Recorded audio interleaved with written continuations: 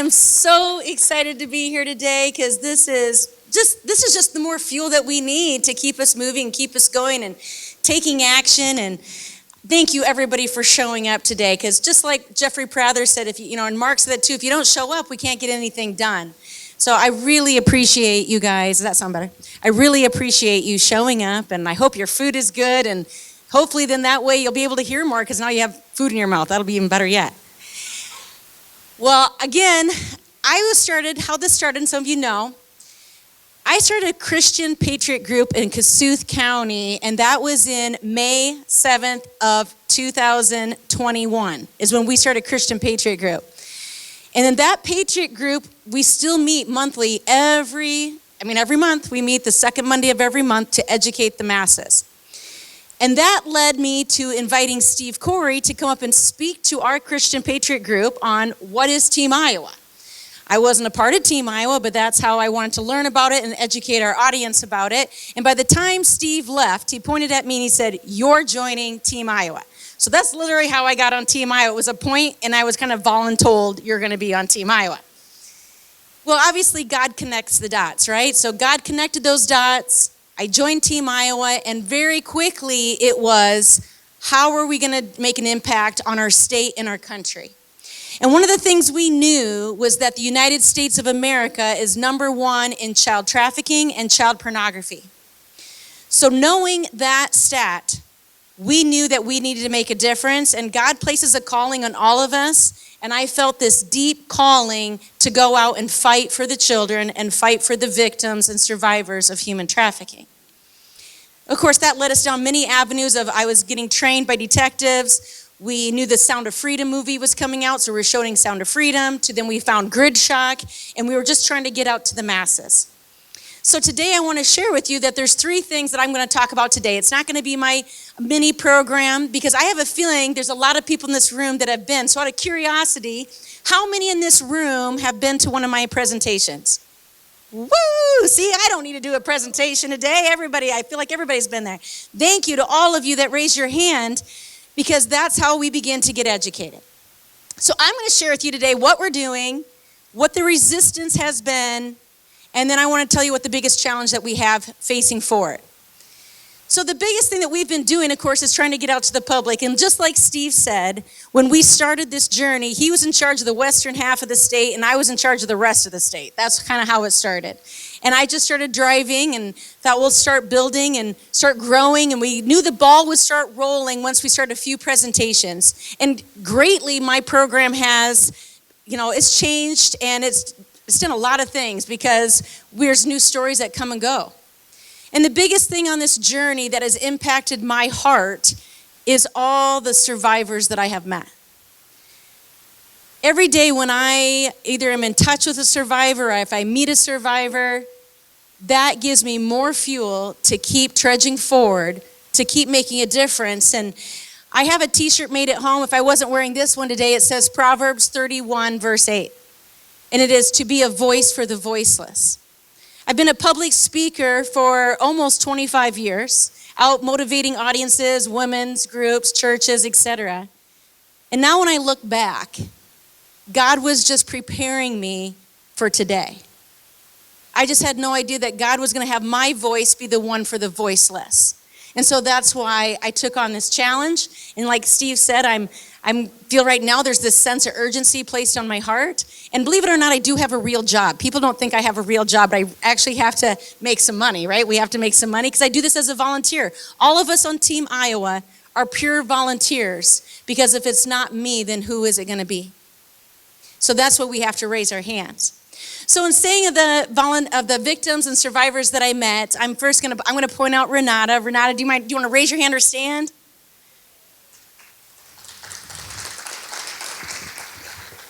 Renata was one of the very first survivors, and I'm going to say survivor because when I first met her, I called her a victim, and she said to me, "Stacy, don't ever call me a victim, because I'm a survivor." And that changed my perspective. And so Renata, I'm not going to get into Renata's whole story, but she's one that I met. I said, "Can I come meet you?" And so I drove down to Des Moines to meet her, and I thought, well, I got to think of the most public place. It was the Machine Shed Restaurant. So we met at the Machine Shed Restaurant. I asked for a booth in a corner, and then I think the waitress thought I needed mental help because I sat there and cried for 3 hours. But Renata was sold by her mother when she was 18 months old. And she was in child porn for many, many years. And that day, my eyes were totally wide open to the horror that Satan and his enemies and his demons have just been working for so many years. This is not a new thing, people. This has been going on for so many years. And yet, for years, no one knew what to call it. No one knew what to call it. Human trafficking and sex trafficking and all those things. And so I learned a lot from Renata, and we've become dear friends that way. And she knows that I'm fighting for her and fighting for many others like her. And then down the road, then I'm going to pick on Pastor Kurt. Pastor Kurt is a survivor. He's been a victim. And raise your hand, Pastor Kurt. Pastor Kurt, he lives in Washburn, Iowa. But you've become my brother. I kind of feel like I'm your older bossy sister, actually a little bit. But we stay in contact greatly every day. If he's not commenting on my Facebook, I'm commenting on his. So if you ever see Kurt on there, that's who that is. But you know what he went through as a child, and then to know that now there's people out fighting for it. And then you told me that Team Iowa helped you to find your voice. And now his voice is being said from behind the pulpit, because that's where truth needs to be spoken, is behind the pulpit. And then traveling along, then I pretty soon meet, and I'm going to pick on that table over here, Mark Reitz. Raise your hand for me. Mark Reitz, he has been fighting human trafficking for over 20 years, actually longer than that. He has his own private safe house in Des Moines called Team Jesus. So if you've ever heard me talk about Team Jesus at my presentations, that's the man who started it because God gave him a calling once God saved him. And so Mark has been really instrumental in just, I feel like I'm part of your family. And with him at this table are 3 beautiful survivors of human trafficking.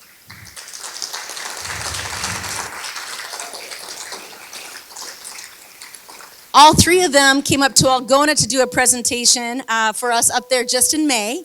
And we were enlightened, and we learned, and we loved. And I hope they all know that they can call on me whenever they want to call on me. And I've been down to visit, and I even went on a tour with Mark and Annie, and they said, come see what we do, because a lot of what they do is street rescuing. They're rescuing trafficked victims off the streets in Des Moines. And if you think this isn't happening right here locally or even in your small towns, unfortunately where they're located is kind of in the depths of hell of Des Moines.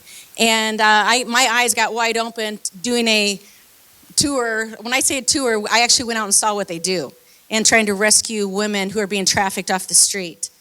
And it was interesting that day. And I know Mark, I know I said I was I'm usually never afraid. And I always tell people, it was a day that I felt fear.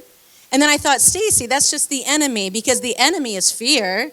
And I knew that God is wrapped around these guys, and why did I even have doubt for that day? So, there's times and challenges that we face some of those things. But I am so elated to get to know Team Jesus and some of the other people I've learned from some of the other safe houses in the state. And for some reason, people just like to come up and tell me their stories. And I like to believe that every time before I go up to speak, I always say, God, please let them see you through me. And that's why I believe that they like to come up and tell their stories, because it's not to Stacy. It's to the angel that's holding my hand and my heart to welcome these people.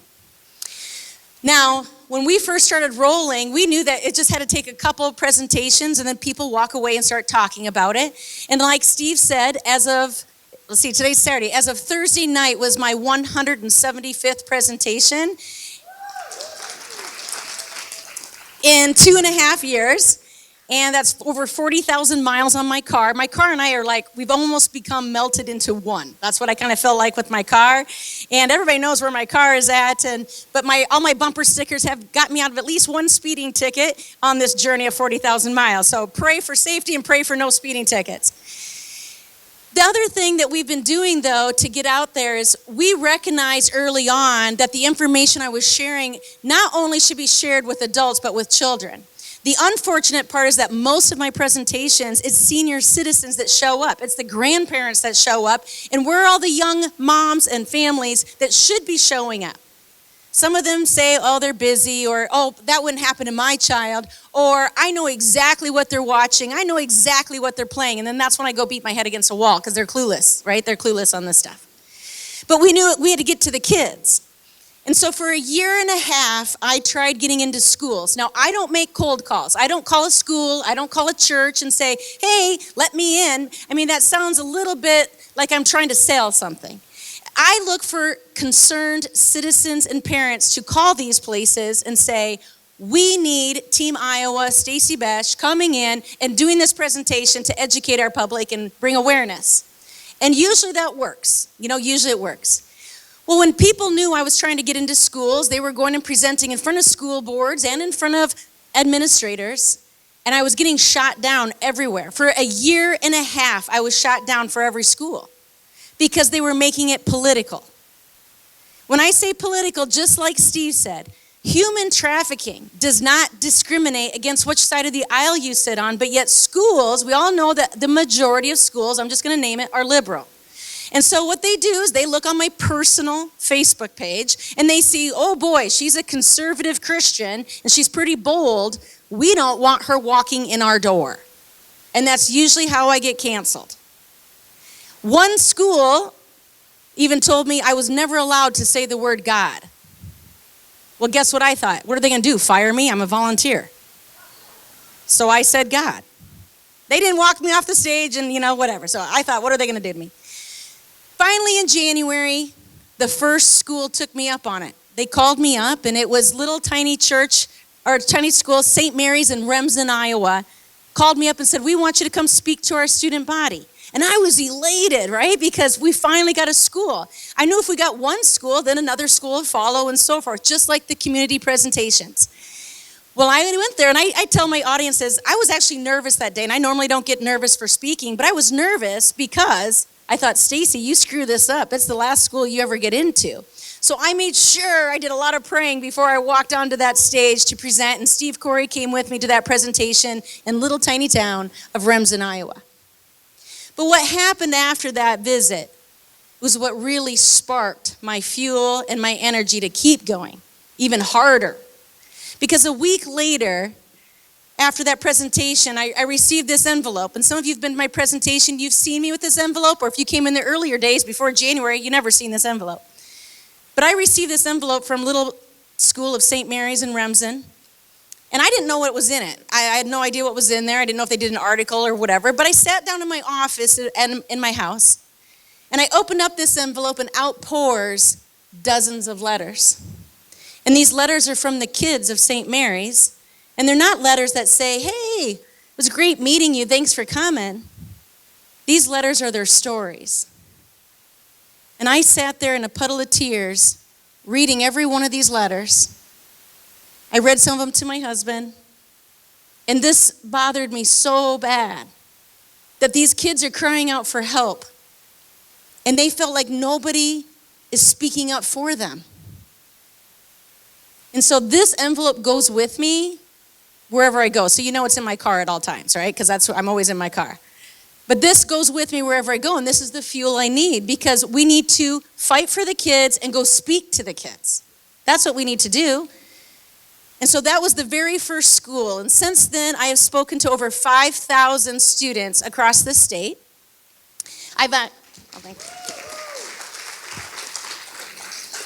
We've been in front of the public for, like Steve said, over 18,000. I've been to Miami, Florida to do a presentation. I've been to Fargo. I went to North Dakota, and we did a tour weekend. So we did 4 presentations up in North Dakota. I told them, North Dakota. Who'd want to go to North Dakota? But we know what's happening there. So I told them, I'll come, but I'm never coming back. And they kind of looked at me like, geez, that's rude.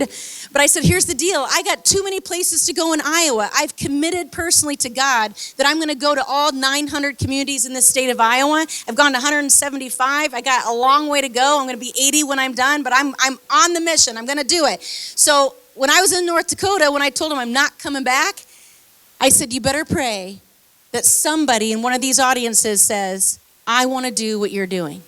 And on the very last night I was in North Dakota, a girl came up to me. She has a lot of young kids. And she said, Stacy, I've been a sexually abused woman. And she said, and I want to do what you're doing in North Dakota. So we got somebody in North Dakota. We have a victim down in Miami, Florida, who's kind of taking this. And then I got a call to go to Georgia. So in November, there's 3 of us going to Georgia for a week to do another presentation tour. And then we're going to do the same thing. We're going to pray that somebody in Georgia says, I want to do what you're doing. And this is how we force multiply around this country to make a difference and bring awareness.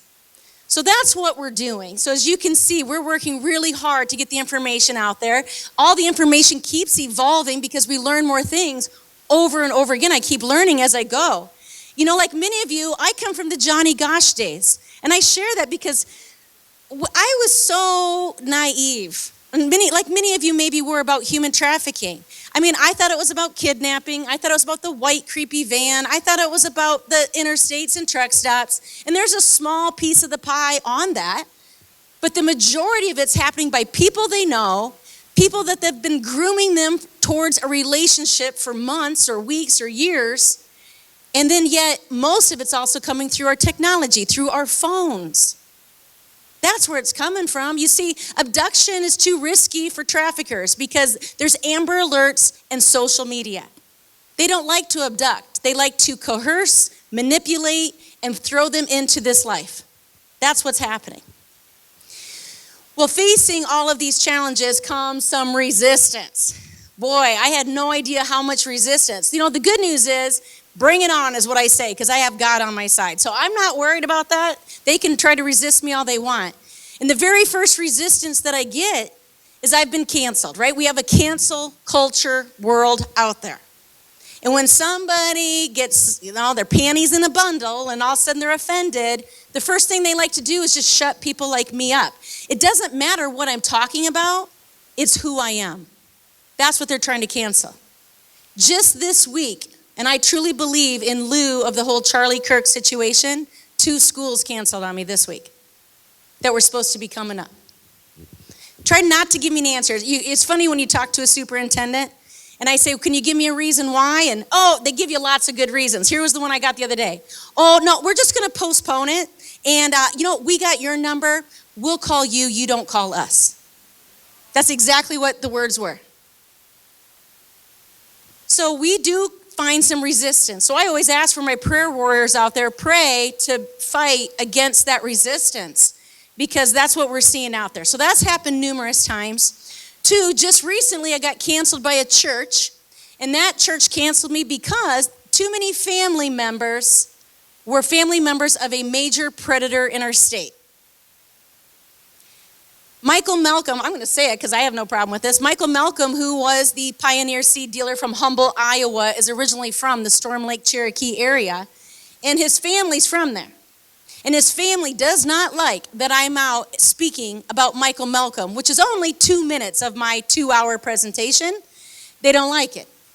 So I've already been harassed by his sister back last spring. Then now they got the church to cancel me. And they've, of course, written some articles at the same time, helped with that. So again, some resistance. And it appalls me that any family member would try to cover up and hide a predator in their family. Because that's not going to stop human trafficking. 2, we've had resistance of, NGOs. You've seen that when Elon Musk was trying to wipe out a lot of these NGOs and find out where all the money's being spent or collected but not spent, right? We've seen a lot of corruption with NGOs. Well, we have some in Iowa, believe it or not, but there is an NGO here in the state called NAHT.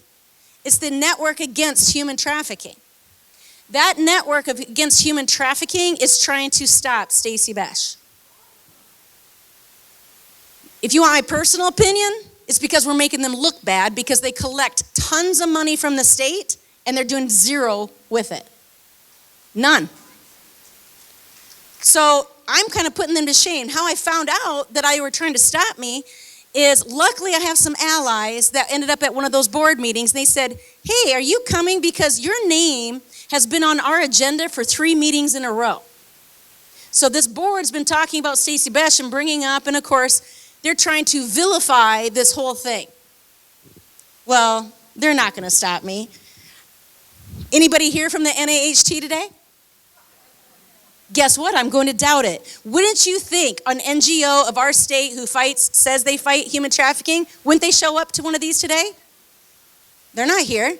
Do you think they would have gave some of the multi-thousands of dollars that they get from our state, maybe use it for an event like this? No. There's where some of our problems lie.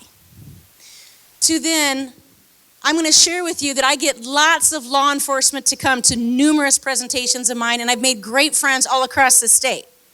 Now, I'm also going to say that not all law enforcement is good, just like there's good and evil on everything, because I've had victims tell me that they will not go talk to law enforcement because law enforcement was involved in their case. But however, law enforcement that was with me in a community, they came up and were talking to me. They thanked me for the education, because prior to 1 year ago in our state of Iowa, if you came out of our police academy, you got 0 training on human trafficking out of the police academy. 0, none. Now David Gonzalez is at our police academy, and he is now training officers. But let's think about who's out there in the force right now. They've clearly been out for over a year. So some of them told me they've taken a 2-hour class. 2-hour class, and they haven't even been to mine yet. And mine's 2 hours. So what we're seeing is that we have a lack of education for our officers. They don't know what to do. We have a lack of SANE nurses and SART nurses. We have a lot of lack of everything. But these officers one day were telling me, they said, Stacy, we just gave up. And my jaw dropped. I said, what? What are you telling me? You're kidding me. You just gave up in your community?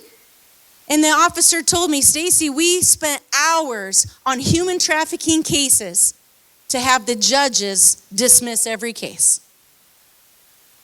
Do you know what's happening with these judges? We have a very poor judicial system. But he believed the same thing I did. We have multi-millionaires who are buying these victims. They are the buyers. They are the Johns. They're the ones that show up in that $1,200 suit that Mark Thompson and I were talking about. We don't want to see a guy in an orange jumpsuit with tats all over for the mugshot.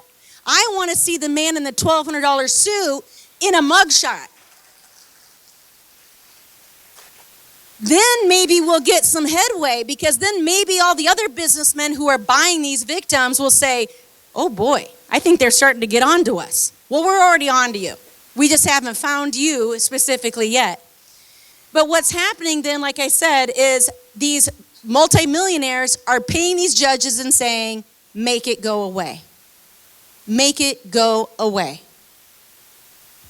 I think we need to put pressure. You know what I love is when you go to vote, I never know the judges. Do you ever go to vote and you're like, I don't even know who these people are? Start doing our homework. If they have never prosecuted a human trafficking case, out. Because it's happening in every single community around our state. And you know darn well they should have had a case by now. And now Mark Thompson has made it much easier to follow the law, to make it a Class A felony, to make it life in prison with no chance of parole. Why did it take almost 2 years to get the first case? Almost 2 years to get our first case? There's something wrong with that.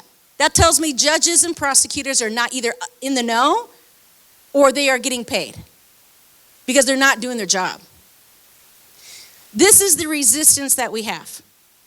So it's not just about speaking, it's about being a voice for the voiceless, and what can we do to be heard so they can be heard.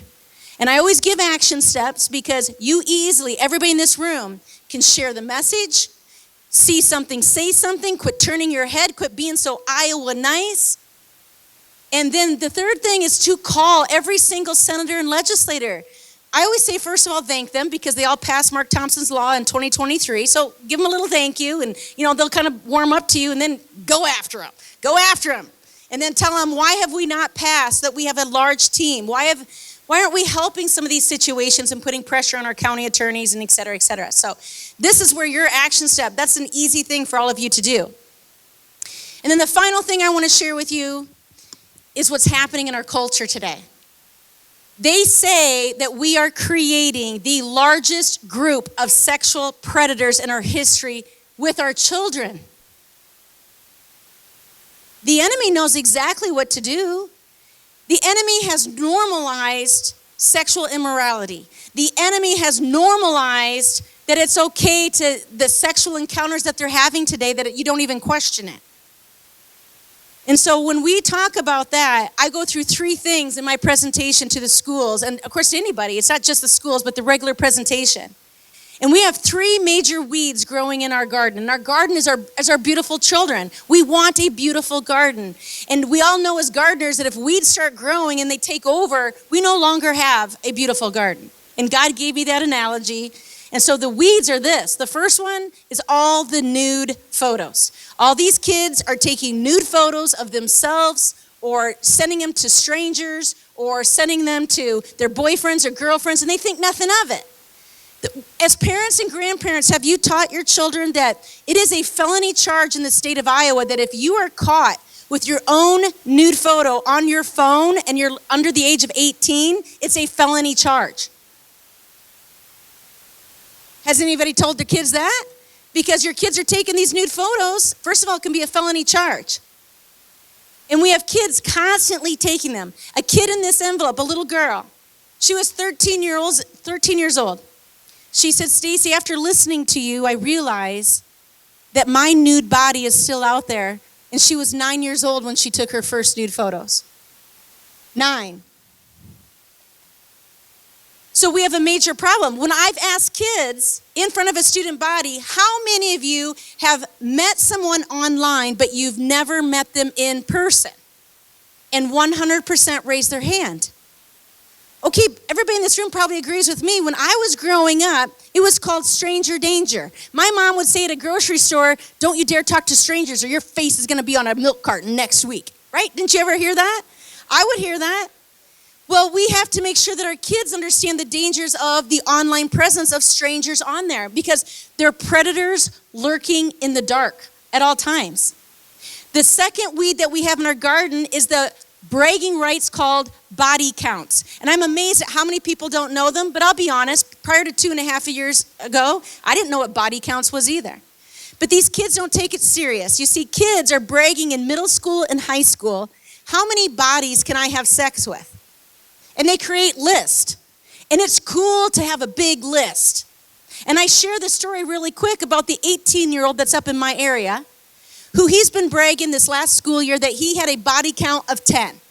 But the problem was that of the oldest of those 10, she was 14 and the youngest one was 9 years old. I got the pleasure of being educated by a 13-year-old. She was one of the 10. Her mom made her call me. And that day, my eyes were open to what body counts and this horror that's happening in our schools. You see, this 13-year-old told me all about this. And I said to the 13-year-old girl, okay, how come you guys don't all go press charges because that's statutory rape? You know what she told me? Oh no, we wouldn't do that because, no, it was consensual sex because he's the cool senior kid. He was the football player. He's the jock. He's the cool kid. Well, we wouldn't press charges against him. I said, okay, I got another question for you. I said, is he addicted to pornography? And this 13-year-old goes like this. Oh, yeah, everybody watches porn. It's no big deal. Yeah, he's addicted to porn. I said, okay, I got one more question for you.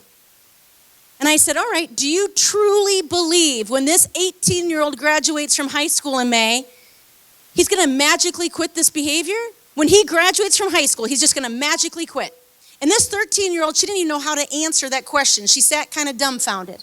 And then I told her this, no, honey, that boy who's addicted to porn is going to carry it on into college. He's going to carry it on into his marriage. And he's going to be the 40, 50, 60-year-old man who is still watching porn and preying upon a 9-year-old little girl. Do we get it now? We are creating this culture of sexual predators with our kids, and they don't think nothing about it. Until we start addressing these issues with the kids, we can't stop human trafficking in the future because they're going to think nothing of it. And when they can't get it for free, they're going to go out and pay for it.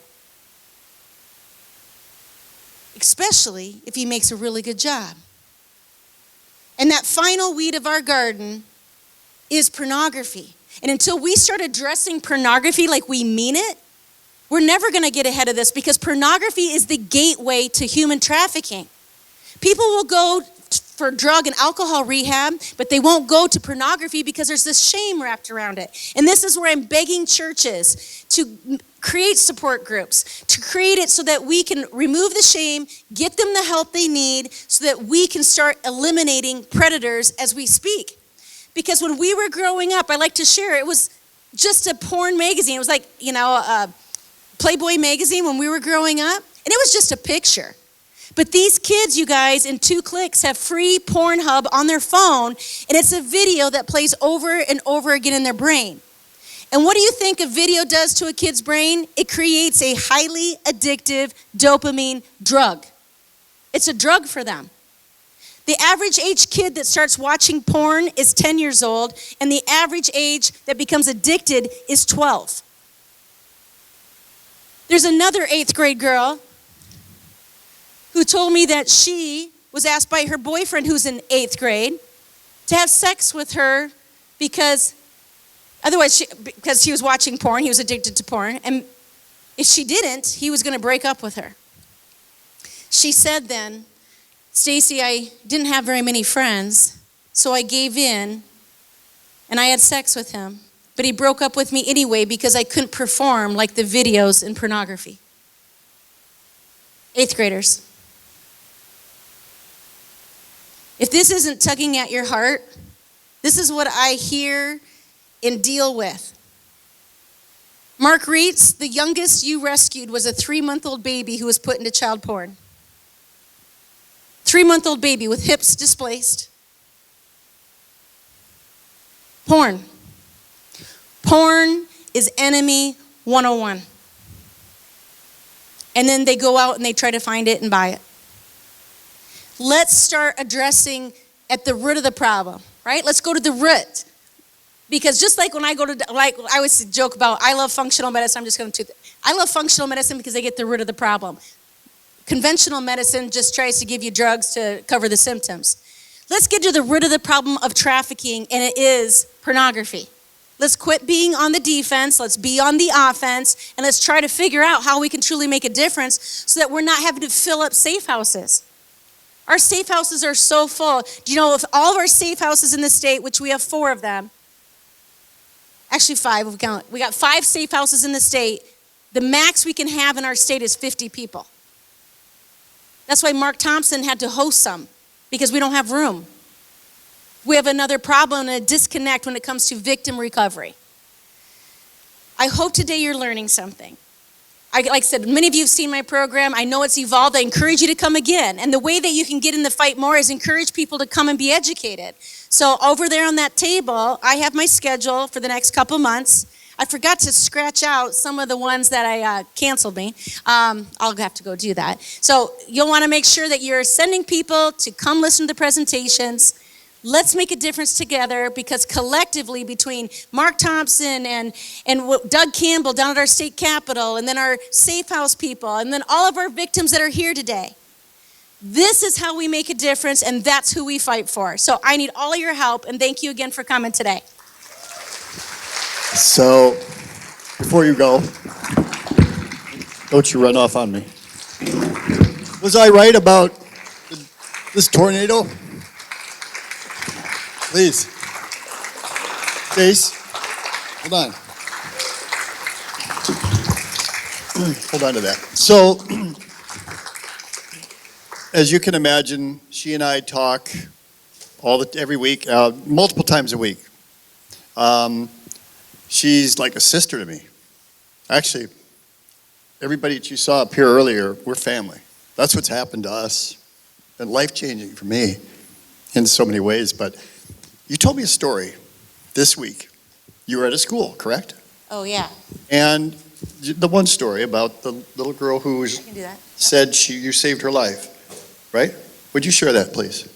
All right, I'll share a story of, I was just at a school on Tuesday at SCC, which is South Calhoun County. Again, I recommend 7th through 12th grade.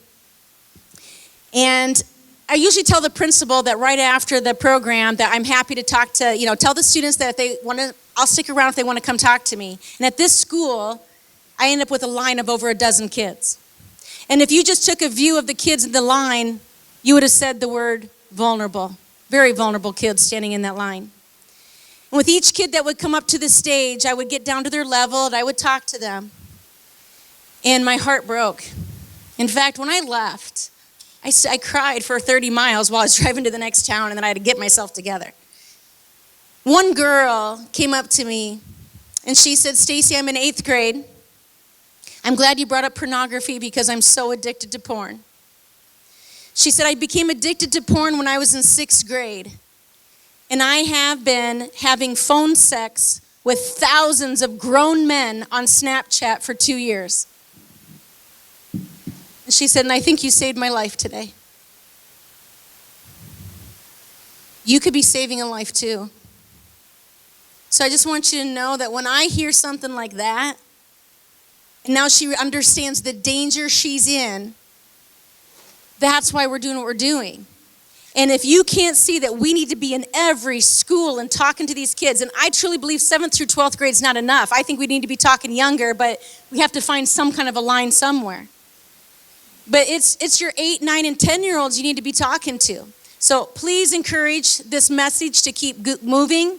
Encourage every school to get this in. And when you get resistance, you don't just cower back and say, "Okay, I guess you're not going to let Stacy in." No, you fight back. You fight back with some of these stories. You fight back to your school board. Go find some good people who are influential. I mean, I don't care if you have to kiss up to some of the influential people. It's usually the people that have money that the school board doesn't want to piss off. Go find them. That's who they go after. That's where I need your help. Thank you. Thanks, Stace.